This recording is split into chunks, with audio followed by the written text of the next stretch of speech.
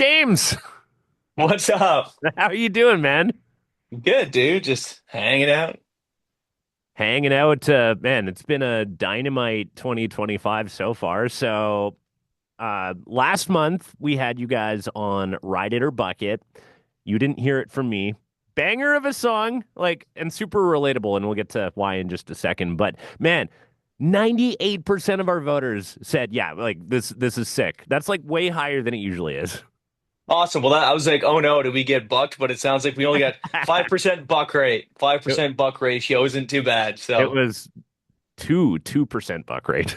oh wow. Oh, 90. Oh wow. Math is not my strong suit, apparently. Oh yeah, no, same. No, and it's great because the song is all about pretending you're okay when you're not. So it's like sort of a backhanded way of saying it's about being a Leafs fan. Oh wow. Oh wow. Low blow. It's been, you know what? It's been a tough life for us Leafs fans, and we know it, but it just is that's how we live here. Yeah, low blow. But no, breaking up in a small town, and like I'm a guy that comes from a small town, and that's like you can't trip and fall in a small town without like half the town knowing about it in like 5 minutes. So like something like a breakup, I mean, that really gets the hot goss going. Oh, absolutely. And it's just like it felt like so same thing. I grew up in a small town or just outside of a small town actually.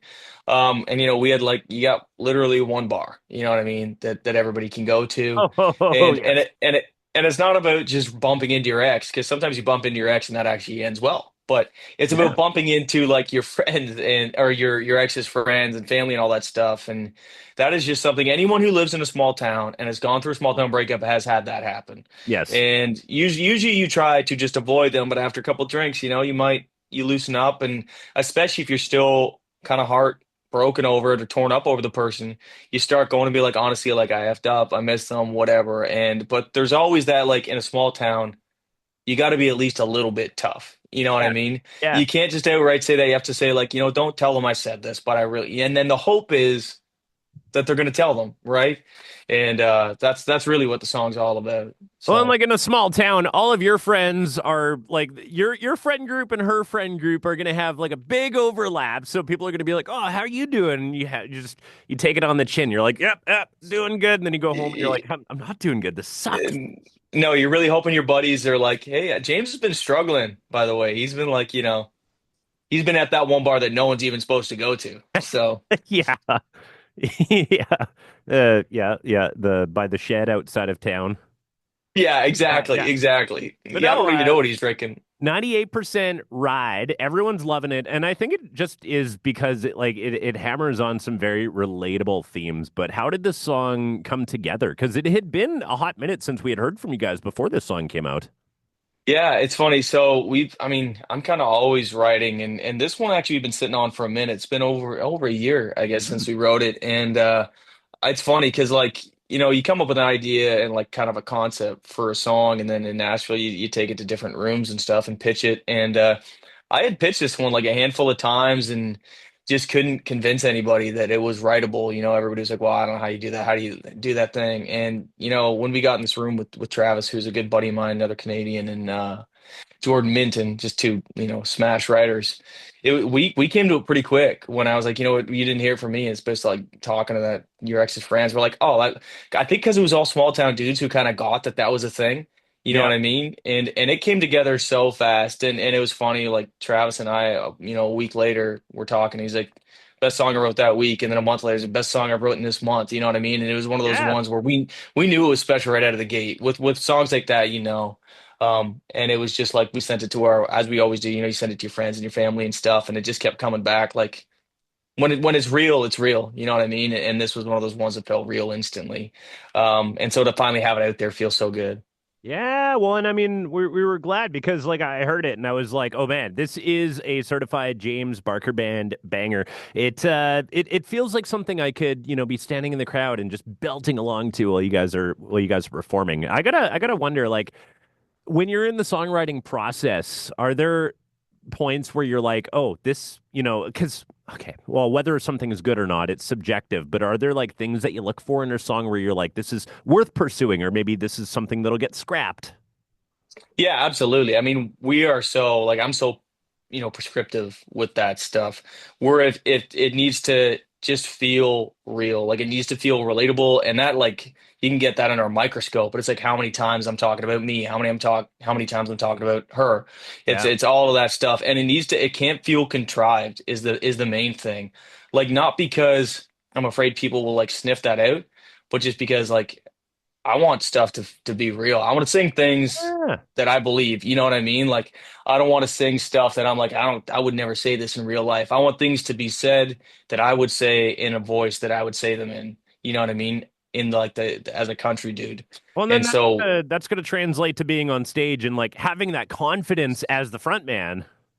yeah, I feel like I can honestly sing it. You know what I mean? Like Yeah. it's like people will say like when you get stopped writing songs about drinking beer. And it's like I don't know when I stopped drinking beer, which is never, right? Like this is what we do, people like us. So I think it's just got to be real.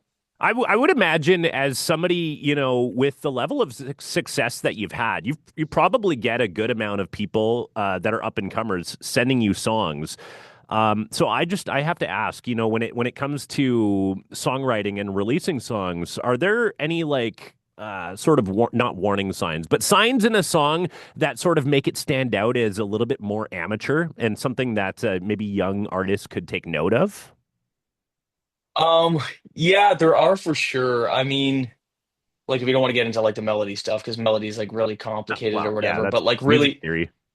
yeah, yeah, exactly. But I would say like just when someone is using cliches in an unrealistic way. Like Yeah. what I would say, like to me, it's like sometimes people can overwrite songs. And I think that if you were going through a breakup and talking to this is gonna get really theoretical. If you were talking to this person and telling them I love you and I miss you, if you said a cliche in that sentence, if you said you're I don't know, if you got too fancy with the language, it makes it sound not real. Yeah, Sometimes it's yeah. better just to say how you're feeling and not be like, well, if I said these words and had the circular language and said the same thing twice or whatever, it's like if you really were dying to get this person back, you wouldn't be trying to be clever.